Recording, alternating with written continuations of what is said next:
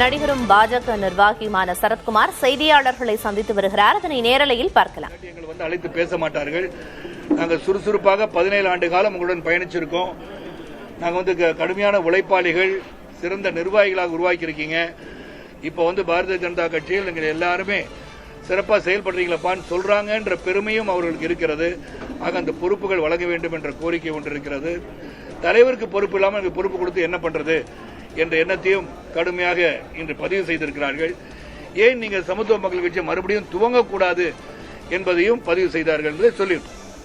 நான் பத்திரிகை சகோதரர் தான், நீங்க ஆவலாக இருக்கின்ற செய்தியை நான் சொல்லணும் இல்லையா?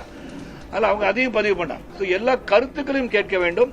கருத்து சுதந்திரம் உள்ள நாடாக இருப்பதாலும் கருத்து சுதந்திரத்தை வரவேற்பவனாக இருப்பதால் என்னதான் சொல்றாங்க, அவங்க மைண்ட்ல என்ன இருக்கு அப்படின்னு கேட்டு தெரிஞ்சுக்கிட்டேன். இதுக்கு நீங்க என்ன பண்ண போறீங்க அப்படின்னு கேட்டா, நான் வந்து ஒரு வேண்டுகோளாக நாளை ஒரு கடிதமாக மாநில தலைவர் அவர்களுக்கும் தேசிய தலைமைக்கும் ஒரு கடிதமாக இந்த மாதிரி மார்ச் 12, 2024 நாம் இந்த இயக்கத்தில் எங்களை இணைத்துக் கொண்டோம், சிறப்பாக பணிபுரிய வந்திருக்கின்றோம். இதுவரை எனக்கும் மற்றவர்களுக்கும் எனக்கு முக்கியமா வந்து பொறுப்புகள் வழங்கப்படவில்லை என்ற ஆதங்கம் அனைவருக்கும் இருக்கிறது. அப்போ உங்களுக்கு இல்லையான்னு கேட்டா எனக்கு இருக்கு. ஒரு பொறுப்பு இருந்தால் தான் என்னால் செயல்பட முடியும். நான் யாருன்னு கேட்டால் ஒரு காரியகர்த்தாவை போயிட்டு எல்லா இடத்துலையும் போய் நான் பேசிட்டு இருக்க முடியாது. இது வந்து ஒரு வேதனையாக கூட சொல்லவில்லை, ஒரு ஆதங்கமாக சொல்கின்றேன். ஏனென்றால் 1996ஆம் ஆண்டிலிருந்து அரசியல் களத்தை நான் பார்த்துக் கொண்டிருப்பவன். 96ஆம் ஆண்டு அன்றிருந்த ஆட்சியை அகற்றுவதற்காக திராவிட முன்னேற்ற கழகமும் தமாகவும் சேர்ந்ததில் வந்து அந்த சைக்கிள் சின்னத்தையும் உதயசூரியனும் கலந்து இப்படி காமிச்சவன் இந்த சரத்குமார் தான். அப்ப என்னுடன் பயணிப்பவர்கள் இவ்வளவு தூரம் வந்து பிரச்சாரம் பண்ணி ஆட்சி மாற்றத்தை கொண்டு வருவதற்கு முக்கிய காரணமாக இருந்த தலைவர் அவர்கள் இன்னைக்கு பாத்தீங்கன்னா அவங்க இன்னொரு ஆதங்கத்தை வெளிப்படுத்தினாங்க. நீங்க திருச்சியில வந்து உட்கார்ந்துருந்தீங்க தலைவா, நீங்க வந்து மேடையில் உட்கார்ந்துருக்கீங்க, அந்த மேடையில் உங்க போட்டோ கூட பின்னாடி இல்ல, அது அவங்களுடைய ஆதங்கம். நான் வந்து இன்னைக்கு ஒரு காரியகர்த்தாவாக இருந்தனால் என் போட்டோ இல்ல சகோதரர்களே நான் சொல்லியிருக்கலாம். அவங்க பார்வையில 17 ஆண்டுகள் சுறுசுறுப்பாக பணிபுரிந்து கூட்டணியில் இருந்து எதிர்த்தவர்கள், புரட்சி தலைவர்களை எதிர்த்த பிறகும் மீண்டும் கூட்டணியில் இருந்து 2 சீட்டு வாங்கி தேய்ச்ச நீங்க உங்கள் அருமையும் பெருமையும் அறிவுகளும் மாற்றம் தெரிந்திருந்து கூட ஏன் உங்களுக்கு பதவி வழங்கவில்லை என்ற ஆதங்கத்தை வெளிப்படுத்திக் கொண்டே இருந்தார்கள். அதான் இன்னைக்கு காலையில இருந்து நடந்துச்சு. நீங்க பொறுமையா காத்திருந்ததுக்கு நன்றி. இதுதான் இன்னைக்கு சாராம்சம். அதை தவிர வேறு எதுவும் கேள்விகள் நீங்க கேட்க வேண்டும் என்றால் நீங்க கேட்கலாம். திருச்சியில உங்களுடைய போட்டோ இல்லன்னு சொல்லியிருக்கோம், எந்த பொறுப்புமே இல்ல, அண்ணாமலையுடைய போட்டோ கூட எல்லா மேடைகளிலும் இருக்கு. இது எந்த அளவுக்கு ஒரு அதிர்ச்சி, உங்களுக்கு ஒரு ஆதங்கத்தை ஏற்படுது? இல்ல, எனக்கு ஆதங்கம் இல்லை. நான் சொன்ன அதான் நீங்க தப்பு. நான் சொன்ன அவங்களுடைய ஆதங்கத்தை சொல்றேன். எல்லாரும் இருந்தாங்க, தலைவர் உங்க படமே இல்லை, எங்களுக்கு கஷ்டமா இருந்துச்சு அப்படின்னு பயணிச்சிட்டு இருந்த காலத்தை சொல்கிறார்கள். அந்த ஆதங்கத்தை சொல்றாங்க. எல்லாரும் இருக்கும் போது உங்க படமே இல்லைன்னும் போது எங்களுக்கு வந்து ரொம்ப ஒரு பொறுப்பு கொடுத்துருந்தாங்கன்னா, ஒரு நேஷனல்ல ஒரு பொறுப்பு உங்களுக்கு வந்துருந்துச்சுன்னா அந்த படம் இருந்திருக்கும்ல. அப்படி நீங்க இருந்திருப்பீங்கன்னா அவங்க சொல்ற ஆதங்கம், ஏன் ஆதங்கத்தை சொல்ல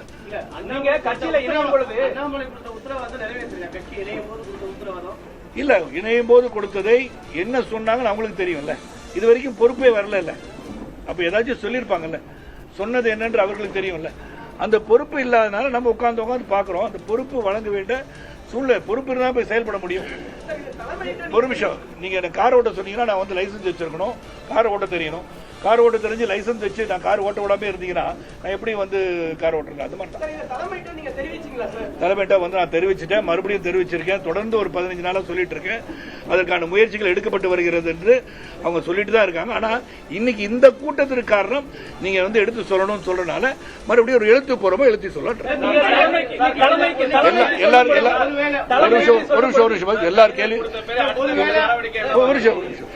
எல்லார் கேள்விக்கு பதில் சொல்லும்போது ஒவ்வொருத்தர கேள்வி நான் பதில் சொல்றேன்.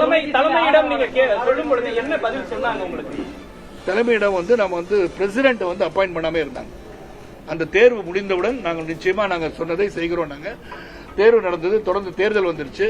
இப்ப எங்களுக்கு என்ன, தொடர்ந்து வெஸ்ட் பெங்கால், அஸ்ஸாம், கேரளா, பாண்டிச்சேரி, தமிழகம் வந்து தேர்தல் வந்துருச்சு. மறுபடியும் தேர்தல் வந்த பிறகு அப்படின்னு சொல்லும் போது இந்த அளவிலே ஒரு பொறுப்பு இல்லாம எப்படி இருக்கிறது என்றுதான் இவங்களுடைய ஆதங்கம். பாம்பேல போயிருந்தேன்.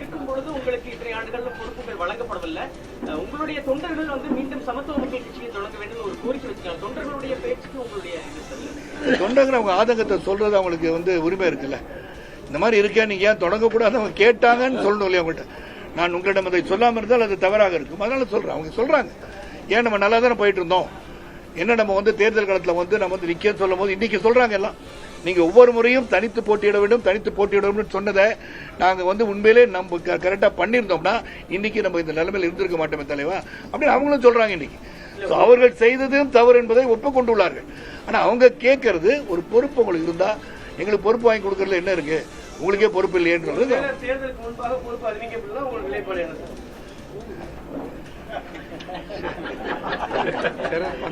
சிறப்பான கேள்வி கேட்டவங்களுக்கு காலையிலிருந்து நான் துரத்திட்டு இருக்கனால கேள்வி கரெக்டா வந்து இதை நாங்கள் ஏற்கனவே முடிவு பண்றோம்.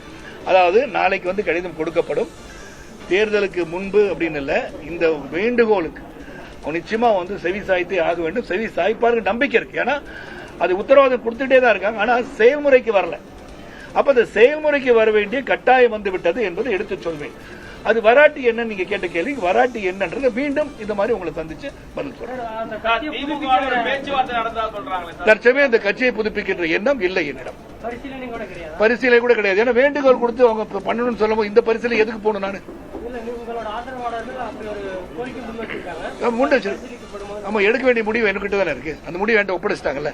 சாவி கொடுத்து நீங்க திறந்துக்கோங்கன்னு சொல்லிட்டாங்க. அந்த சாவியை நான் கையில வச்சிருக்கேன். நான் வந்து வேண்டுகோளை தான் சொல்றேன். இப்பயும் வேண்டுகோள் தான் சொல்றேன். நான் இன்னைக்கு இந்த மீட்டிங் போடுறது தலைமைக்கு தெரியுமே. தலைமைக்கு தெரியாம இந்த மீட்டிங் நடக்கல, தெரியும். நாங்க என்ன சொல்றாங்கன்னு சொல்லிட்டு அந்த வேண்டுகோள் எங்களை ஒன்று சமர்ப்பிப்பேன்னு சொல்லிட்டேன். நாளைக்கு கொண்டு கொடுத்துருவோம். அவங்க நிச்சயமா செவி சாய்ப்பாக நம்பிக்கை இருக்கணும்.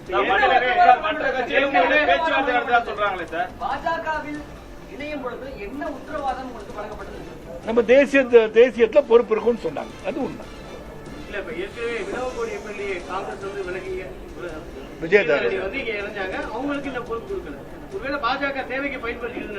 அது எனக்கு தெரியல. அது வந்து அவங்கள நீங்க கேட்க வேண்டிய கேள்வி. என்னை பொறுத்த வரைக்கும் யார் வந்து ஒரு இயக்கத்தில் ஒரு நல்ல நிலைமையிலிருந்து வந்து சேர்ந்தார்களோ அவர்களுக்கு வந்து இப்ப நான் வந்து ஒரு மாநில தலைவராக இருந்திருந்தால், அது போல்டாவே சொல்றேன், மாநில தலைவர் இருந்தால் வரத்துக்கு முன்னாடி அவர்கள் தன்மை என்ன, இவங்களோட வெயிட்டேஜ் என்ன, இதை வந்து நம்ம தேசியத்துக்கு கொண்டு போயிருக்கணும். தேசியத்துக்கு கொண்டு போயதுக்கு பிறகு அவங்களை சேர்க்கணும். வந்து சேர்ந்துருக்கன்னு சொல்லி சேர்க்க வச்சுட்டு அவங்களை வந்து காக்க வச்சது தவறுன்னு நான் நினைக்கிறேன். அதாவது விஜயதானியும் வந்து ரொம்ப நாளா இருக்காங்க. அப்படி பொறுப்புகள் இருக்குன்றத அவங்க செயல்பட முடியும் நான் சொல்றேன். இப்ப you want use somebody's strength, they should be given some posting in the party. அது இல்லாட்டி வருத்தமா தானே இருப்பாங்க. நீங்க கட்சியில சேரும் பொழுது அண்ணாமலை தான் மாநில தலைவரா இருந்தாரு. அவர் உங்களுக்கு ஒரு உத்தரவாதம் கொடுத்திருப்பாரு. ஆனா இன்னைக்கு பாஜகல அண்ணாமலைக்கு எந்த பொறுப்பும் இல்ல. அவரும் இதே போன்ற ஒரு ஆதங்கத்தை அவ்வப்போது வெளிப்படுத்திட்டு தான் இருக்காரு. பாஜக உரிய தலைவர்களுக்கு அங்கீகாரம் வழங்குறது இல்லையா? என்ன இது போன்ற செயல்பாடுகளை வழங்குறது இல்லையா நான் சொல்ல வரல. என்னை பொறுத்த வரைக்கும் என்ன நிர்பந்தம் என்ன சூழ்நிலை எனக்கு தெரியல. எனக்கு இப்ப நான் பார்க்கும்போது இன்னும் ஒரு கூட்டணியில் எவ்வளவு இடத்துல நிற்க போகிறார்கள் என்பது தெளிவாக இல்லை. ஒருவேளை அதுக்கு முக்கியத்துவம் நிச்சயமா கொடுத்துதான் ஆகணும். அந்த முக்கியத்துவத்திற்கு பிறகு இதை எடுத்துக் கொள்ளலாம் என்று இருக்கலாம். அதனால வேண்டுகோளை நம்ம நாளைக்கு எழுதி கொடுத்துருவோம். வாய் வழியாக சொல்லிவிட்டோம். அவர்களும் உத்தரவாதத்தை தந்திருக்கிறார்கள். அங்க இருக்கிற எல்லாருமே சரி, அண்ணாமலை அவர்களும் சரி, நயனார் அவர்களும் சரி, அரவிந்த் மேனன் அவர்களும் சரி, சுதாகர் ரெட்டி அவர்களும் சரி, சக்கரவர்த்தி அவர்களும் சரி, கேசவநாயகம் அவர்களும் சரி, எஸ்ஆர் சேகர் அவர்களும் சரி, எல்லார்கிட்டையும் நம்ம பேசியிருக்கோம். யாருமே எதிர்ப்பு தெரிவிக்கல அந்த கருத்துக்கு. அதை வந்து செவி சாய்க்கவில்லை என்று சொல்லல. ஆனா எல்லாருடைய ஆதங்கத்தை புரிந்து கொள்ளுங்க. இப்படியே செயல்பட முடியாது. ஆகையால் பொறுப்புகள் வருவது அவசியம். இந்த தேர்தலுக்கு முன்பு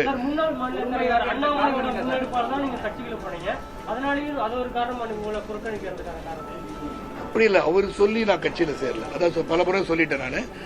நாங்கள் இந்த இயக்கத்தை வந்து இது மேற்கொண்டு வலுவாக எடுத்துச் செல்வதற்கு நான் வந்து இந்த இயக்கத்தில் இணைந்ததற்கு மிக மிக மிக உண்மையான ஒரு நிலைப்பாடு எதுக்குன்னா, பாரத பிரதமர் மோடிஜி அவர்கள் மீது உள்ள விருப்பத்தினால் தான் நான் வந்து கட்சியில் இணைஞ்சேன். ஏன்னா 3வது முறை முதலமைச்சராக இருக்கும்போது, குஜராத்தின் மாநிலத்தில் முதலமைச்சராக இருக்கும்போது, மீடியா வாய்ஸ் என்ற பத்திரிகை நடத்தி கொண்டிருக்கும் போது நேர்காணல் நான் அவர் வந்து இன்டர்வியூ எடுத்தேன்.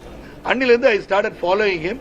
அவருடைய அட்மினிஸ்ட்ரேட்டிவ் குவாலிட்டிஸ், அவருடைய திறமை, நமது நாட்டை சிறந்த ஒரு இடத்திற்கு எடுத்துச் செல்வான நம்பிக்கை. நான் ஒரு தேசியவாதி பேசிக்க அதை பலமுறை சொல்லிட்டேன். பச்சை வலது தோள்பட்டையில தேசிய கொடியை வந்து பதித்தவன் நான். அந்த தேசிய உணர்வு தேசிய நீரோட்டத்தில் இன்னைக்கு போலாம் அப்படின்னு நினைக்கிறேன்.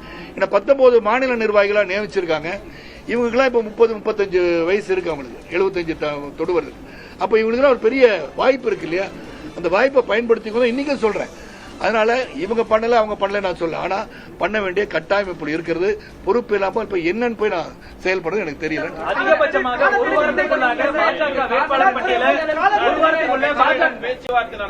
ஒரு வாரத்துக்குள்ளாக பாஜக வேட்பாளர் பட்டியலை பாஜக வேட்பாளர் பட்டியலை கூட அறிவிக்க சூழல் இருக்கக்கூடிய ஒரு நிலையில இந்த தேர்தலில் நீங்களோ அல்லது உங்களுடைய மனைவி அவர்களோ தேர்தல் களம் காணுவதற்கான வாய்ப்புகள் இருக்கா? சீட்டு கேட்கறீங்களா? என்ன சொல்றாங்க? ஏற்கனவே பல முறை சொல்லிட்டேன். நீங்க எல்லாம் பல ஊடகத்துல தான் இருக்கீங்க. நான் இதோட 7வது முறையா சொல்றேன். இந்த தேர்தலில் நான் நிற்க மாட்டேன், என் மனைவி நிற்க மாட்டார்கள். அவங்க பிஸியா அவங்க படப்பிடிப்பில் நடந்துட்டு இருக்காங்க. பெரிய சாதனை படைத்த ஒரு சூப்பர் ஸ்டார் ஆயிட்டாங்க. அவங்க லேடி சூப்பர் ஸ்டாரா. ஐயோ அப்ப நயன்தாரா பதவி போயிடுச்சான்னு கேட்காதீங்க. ஏன்னா இது ஒரு சர்ச்சையாயிடக்கூடாது. இந்த வயதிலும் தன்னை தானே நிலைநிறுத்திக் கொண்டு ஒரு தாய் கிழவி என்ற படத்தை கொடுத்து வெற்றி படமா ஆக்கியிருக்காங்க. அவங்களுடைய கலை உலக பயணம் சிறப்பாக இருக்கிறது. இந்த தேர்தலை பொறுத்தவரை நாங்கள் இருவரும் நிற்பதில்லைன்னு சொல்லிட்டேன். என்னுடன் பயணித்தவர்கள் பலர் இருக்கிறார்கள், திறமை வாழ்ந்தவர் இருக்கிறார்கள். அவர்களுக்கு வாய்ப்பளிக்க வேண்டும் என்ற ஒரு பட்டியலும் நான் கொடுத்துவிட்டேன்.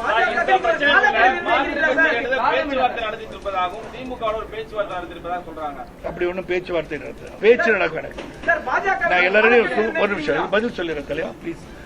பேச்சு எல்லாத்தையும் பேசுவேன். நான் சுமூகமான உறவு அனைவரிடம் வைத்திருக்கிறேன். பேசுவாங்க. பேச்சுவார்த்தை என்று அரசியல் ரீதியாக யாரிடம் பேசவில்லை. காலக்கெடு நிர்ணயிக்கல.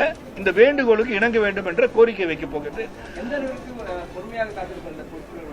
நான் கண்டிப்பாக இப்ப தேர்தல் வந்ததுக்கு 30ஆம் தேதி மனு தாக்கல் இருக்கு இல்லையா? அப்ப அதுக்குள்ள ஒரு முடிவு எடுக்கணும்ல. நாளைக்கு அரசு கட்சியில் தனக்கு எந்தவித முக்கியமான பொறுப்பும் வழங்கப்படவில்லை என்ற ஆதங்கத்தை பிரதானமாக முன்வைத்து செய்தியாளர்கள் சந்திப்பில் சரத்குமார் பேசியதை பார்த்தோம். விவரங்களை பின்னர் வரும் செய்திகளில் விரிவாக பார்க்கலாம்.